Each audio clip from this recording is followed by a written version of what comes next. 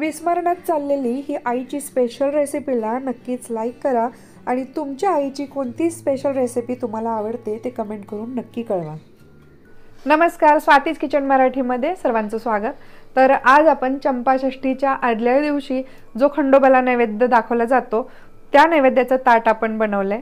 तर हे ताट आईने बनवलेलं आहे। नागदिव्याचं पूजन केलं जातं त्या दिवशी हे पदार्थ बनवतात। तर काय काय बनवलंय आपण? हे बनवलं आपण बाजरीचे उंडे, बाजरीचे दिवे, मेथीची भाजी, वरण, भात आणि चपाती। हे बघा आपले उंडे किती छान पोकळ झालेत आणि वरणाबरोबर चुरून खायचं म्हणलं एकदम खमंग लागते। सगळ्यात आधी वरण भाताचा कुकर आम्ही लावून घेतोय। तर त्यासाठी फक्त तुरीची डाळ आम्ही वापरली, त्यामध्ये अर्धा चमचा हळद टाकलेली आहे, गरजेपुरतं पाणी, 2 ते 3 चिमूट हिंग टाकलेला आहे, भातामध्ये गरजेपुरतं मीठ टाकून मिक्स केलेलं आहे। डाळीमध्ये तेल चमचाभर टाका म्हणजे डाळ मऊ शिजते। आता दोन्ही डबे आपण कुकरमध्ये लावून घ्यायचे आहेत। खाली मी डाळ लावली आहे, कुकरमध्ये पाणी टाकलेलं आहे, झाकण ठेवून वरती आपण भाताचा डबा ठेवायचा। झाकण ठेवून या कुकरचं झाकण बंद करून आपण 2 ते 3 शिट्ट्या काढून घ्यायच्या आहेत। उंड्यामध्ये टाकण्यासाठी 2 मोठे चमचे बडीशेप आपण बारीक करून घेऊया। आता इकडे मेथीची भाजी करण्यासाठी ती स्वच्छ निवडून धुवून निथळून घेतली आहे। कढईमध्ये 2 चमचे तेल टाकून त्यामध्ये आपण बारीक चिरलेले 7-8 लसणाच्या पाकळ्या आणि 2 हिरव्या मिरच्या टाकल्यात, त्यामध्ये 2 चिमूट हिंग टाकलेला आहे। लसूण थोडासा लालसर झाला की त्यावरती आपण मेथी टाकून घ्यायची आहे। मेथी आपण चांगली मिक्स करून घ्यायची आहे। आता यामध्ये मुठभर भिजवलेली मुगाची डाळ टाकायची आहे, पुन्हा याला व्यवस्थित मिक्स करून घ्यायचं आहे। आता मेथीची क्वांटिटी थोडीशी कमी झाली की आपल्याला मिठाचा अंदाज छान येतो। आता यामध्ये आईने चवीपुरतं मीठ टाकलेलं आहे, पुन्हा एकदा व्यवस्थित मीठ सगळीकडे मिसळून घ्यायचं आहे व्यवस्थित। आता यावरती 5 मिनिटासाठी आपण झाकण ठेवून भाजीला छान शिजवून घ्यायचं आहे। आता ही 3 वाटी मी पीठ घेतलंय बाजरीचं, म्हणजे अर्धा किलो आहे। हे जाडसर म्हणजे रवाळ दळून आणलेलं आहे, तुमच्याकडे नसेल तर मिक्सरवर बारीक केलं तरी चालेल। एवढ्या प्रमाणात 10 ते 12 उंडे होते। इकडे आपली मेथीची भाजी सुद्धा छान शिजून तयार झालेली आहे। आता या पिठामध्ये आपण मीठ टाकू चवीनुसार, 2 चमचे कुटलेली बडीशेप टाकली, पाऊण चमचा सुंठ पावडर टाकली। हे सर्व साहित्य आपण पिठात सगळं मिक्स करून घेऊया।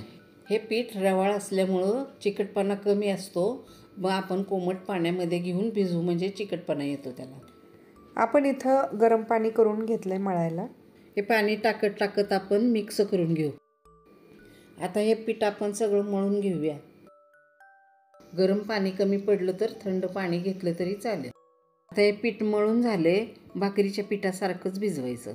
जाडसर पीठ असल्यामुळं आपण हे 5 मिनिटं तसंच ठेवूया भिजवून।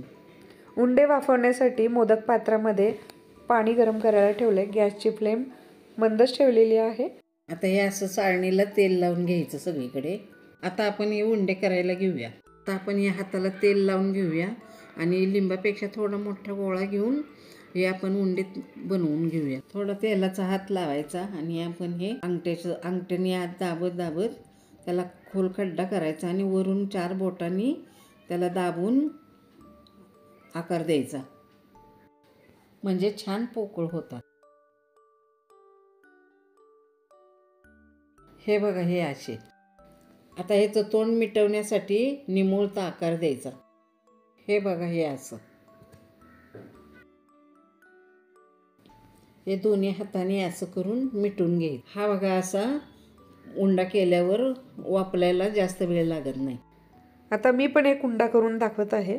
लिंबापेक्षा थोडासा मोठा गोळा घेतलेला आहे आणि याला अंगठ्याच्या साह्याने आतमध्ये खड्डा करत जायचे आणि वरच्या 4 बोटांनी याला वरून आकार देत जायचे अशा पद्धतीने। आणि आता याची दुसरी बाजू आहे ती आधी निमुळती करून घ्यायची आहे दोन्ही हाताच्या मदतीने, आणि याची दुसरी बाजू आपण मिटून घेतलेली आहे।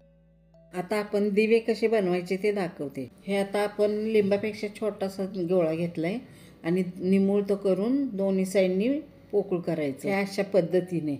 आता हे आपण दुसऱ्या साईडनी पण पोकळ करायचं आणि दिव्याचा आकार द्यायचा। हे बघा आता आपला दिवा तयार झाला। वा, खरंच छान झालाय।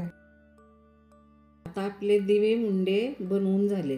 आता आपलं भांड्यातलं पाणी गरम झाले, आपण चाळणीत उंडे ठेवूया उकडायला. आता हे आपण झाकण घालून ठेवायचं. 15 मिनटं लागतील उकडायला.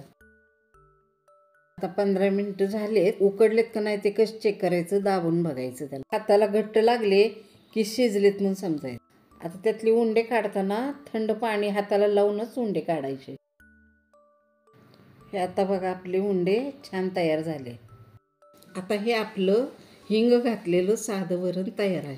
आता हे गरम गरम वरण आहे, त्याच्यामध्ये भरपूर तूप घालून उंडे कुस्करून खायचे. आता हे तूप टाकून दिवे तयार केलेत, नैवेद्याचं ताट तयार केले आणि ही खंडोबाला नैवेद्य दाखवायचा. चला तर नैवेद्य दाखवून आम्ही आता मस्त उंडे आणि वरण चुरून खाणार आहे.